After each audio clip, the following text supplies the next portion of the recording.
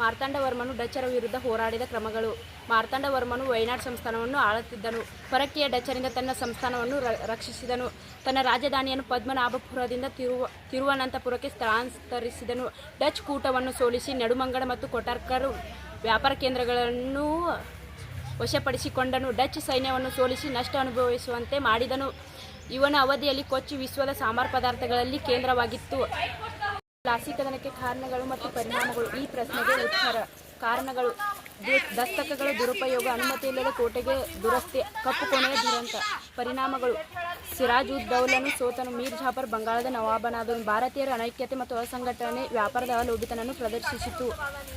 ಈ ಕಂಪನಿಯು ಬಂಗಾಳದ ಮೇಲಿನ ಅನಿರ್ಬಂಧಿತ ಹಕ್ಕನ್ನು ಪಡೆಯಿತು.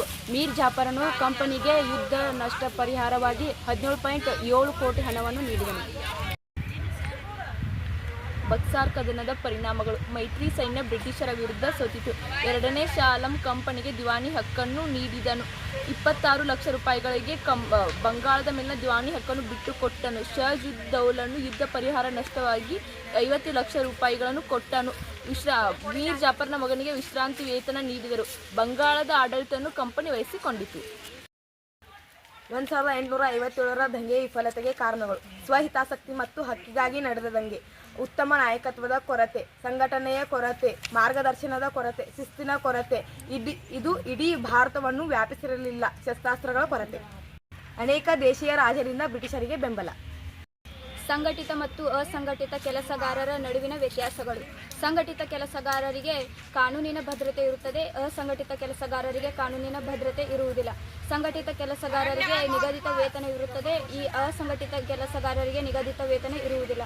ಸಂಘಟಿತ ಕೆಲಸಗಾರರಿಗೆ ವಿಶೇಷ ವೈದ್ಯಕೀಯ ಸೌಲಭ್ಯವಿರುತ್ತದೆ. ಅಸಂಘಟಿತ ಕೆಲಸಗಾರರಿಗೆ ವಿಶೇಷ ವೈದ್ಯಕೀಯ ಸೌಲಭ್ಯ ಇರುವುದಿಲ್ಲ.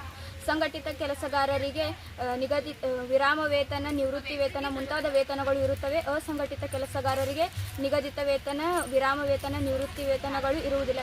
ಸಂಘಟಿತ ಕೆಲಸಗಾರರಿಗೆ ಉದಾಹರಣೆ ಎಂದರೆ ಶಾಲಾ ಶಿಕ್ಷಕರು. ಅಸಂಘಟಿತ ಕೆಲಸಗಾರರಿಗೆ ಉದಾಹರಣೆ ಎಂದರೆ ರೈತರು. ಬ್ಯಾಂಕಿನ ಕಾರ್ಯಗಳು, ಬ್ಯಾಂಕ್ ಸಲ್ಲಿಸುವ ಸೇವೆಗಳು, ಖಾತೆಯ ಅನುಕೂಲಗಳು. ಈ 3 ಪ್ರಶ್ನೆಗೆ ಒಂದೇ ಉತ್ತರ.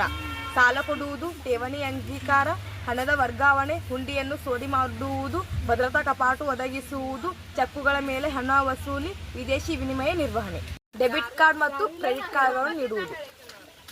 ನಿರುದ್ಯೋಗ ಸಮಸ್ಯೆ ಪರಿಹಾರ ಕ್ರಮಗಳು. ಈ ಪ್ರಶ್ನೆಗೆ ಉತ್ತರ. ಜನಸಂಖ್ಯಾ ನಿಯಂತ್ರಣ ಕ್ರಮಗಳು, ಗುಡಿ ಕೈಗಾರಿಕೆಗಳ ಪ್ರೋತ್ಸಾಹ, ಕೃಷಿ ಮತ್ತು ಕೈಗಾರಿಕೆಗಳ ಅಭಿವೃದ್ಧಿ, ಗ್ರಾಮೀಣಾಭಿವೃದ್ಧಿ ಯೋಜನೆಗಳು, ಪಂಚವಾರ್ಷಿಕ ಯೋಜನೆಗಳು,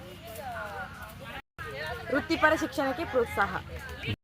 ಅರಣ್ಯಗಳ ಮಹತ್ವ ತಿಳಿಸಿ. ಈ ಪ್ರಶ್ನೆಗೆ ಉತ್ತರ. ಜೈವಿಕ ಪರಿಸರ ಸಮತೋಲನ, ಉದ್ಯೋಗಾವಕಾಶವನ್ನು ಕಲ್ಪಿಸಿಕೊಡುತ್ತದೆ, ಮಳೆ ಬರಲು ಸಹಾಯಕ, ಮಣ್ಣಿನ ಸವೆತವನ್ನು ತಡೆಗಟ್ಟುತ್ತದೆ, ಶುದ್ಧ ವಾಯುವನ್ನು ಪೂರೈಸುತ್ತದೆ, ಆಹಾರ ಮತ್ತು ಮೇವನ್ನು ಪೂರೈಸುತ್ತದೆ. ಭಾರತದಲ್ಲಿ ಅರಣ್ಯ ಸಂರಕ್ಷಣಾ ವಿಧಾನಗಳು ಯಾವುವು? ಈ ಪ್ರಶ್ನೆಗೆ ಉತ್ತರ. ರೋಗಗಳನ್ನು ನಿಯಂತ್ರಿಸುವುದು, ಜನರಿಗೆ ತಿಳುವಳಿಕೆ ನೀಡುವುದು, ಬೀಜಗಳನ್ನು ಹರಡುವುದು, ಮರ ನೆಡಲು ಪ್ರೋತ್ಸಾಹಿಸುವುದು, ಮೇಯಿಸುವುದನ್ನು ನಿಯಂತ್ರಿಸುವುದು ಹಾಗೂ ಘರ್ಷಿತ ಮರಗಳನ್ನು ತೆಗೆಯುವುದು. ಭಾರತದ ವಿದೇಶಾಂಗ ನೀತಿಯ ಮೂಲ ತತ್ವಗಳು ಯಾವುವು? ಇದರ ಉತ್ತರಗಳು. ಸಾಹಿತ್ಯಕ್ಕೆ ವಿರೋಧ, ಸಾಮ್ರಾಜ್ಯ ಸಾಹಿತ್ಯಕ್ಕೆ ವಿರೋಧ, ವರ್ಣ ಬೀದಿ ನೀತಿಗೆ ವಿರೋಧ, ಅಲಿಪ್ತ ನೀತಿ, ಆಫ್ರಿಕಾ ಮತ್ತು ಏಷ್ಯಾದ ಖಂಡದ ಪ್ರಗತಿಗೆ ಬೆಂಬಲ, ನಿಶಸ್ತ್ರೀಕರಣಕ್ಕೆ ಬೆಂಬಲ, ವಿಶ್ವಸಂಸ್ಥೆ ಮತ್ತು ವಿಶ್ವ ಶಾಂತಿಗೆ ಬೆಂಬಲ. ಗ್ರಾಮೀಣಾಭಿವೃದ್ಧಿಯ ಮಹತ್ವ ಮತ್ತು ಪಂಚಾಯತ್ ರಾಜ್ ಸಂಸ್ಥೆಗಳ ಪಾತ್ರ. ಈ ಪ್ರಶ್ನೆಗೆ ಉತ್ತರ. ಬಡತನ ಮತ್ತು ನಿರುದ್ಯೋಗ ನಿವಾರಣೆ, ಸಣ್ಣ ಮತ್ತು ಗೃಹ ಕೈಗಾರಿಕೆಗಳಿಗೆ ಪ್ರೋತ್ಸಾಹ, ವಲಸೆಯ ನಿಯಂತ್ರಣ, ನೀರಾವರಿ ಸೌಲಭ್ಯದ ವಿಸ್ತರಣೆ, ಮಾನವ ಸಂಪನ್ಮೂಲಗಳನ್ನು ಒದಗಿಸುವಿಕೆ, ಮೂಲಭೂತ ಸೌಕರ್ಯಗಳನ್ನು ಒದಗಿಸುವಿಕೆ. ಭಾರತದಲ್ಲಿ ಅರಣ್ಯ ನಾಶಕ್ಕೆ ಕಾರಣಗಳು.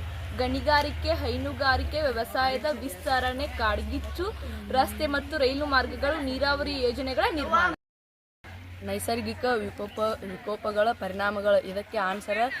ಜೀವ ಮತ್ತು ಆಸ್ತಿಗಳಿಗೆ ಹಾನಿ, ಬೆಳೆ ನಾಶ ಮತ್ತು ಸಸ್ಯ ಮತ್ತು ಪ್ರಾಣಿಗಳಿಗೆ ಸಂಕುಲನಕ್ಕೆ ಹಾನಿ ಮತ್ತು ರಸ್ತೆ ಮಾರ್ಗ ಹಾನಿ ಮತ್ತು ಜನಜೀವನ ಸಂಪೂರ್ಣಕ್ಕೆ ಅಸ್ತವ್ಯಸ್ತ, ವಿದ್ಯುತ್ ಸರಬರಾಜಿನ ಅಡಚಣೆ.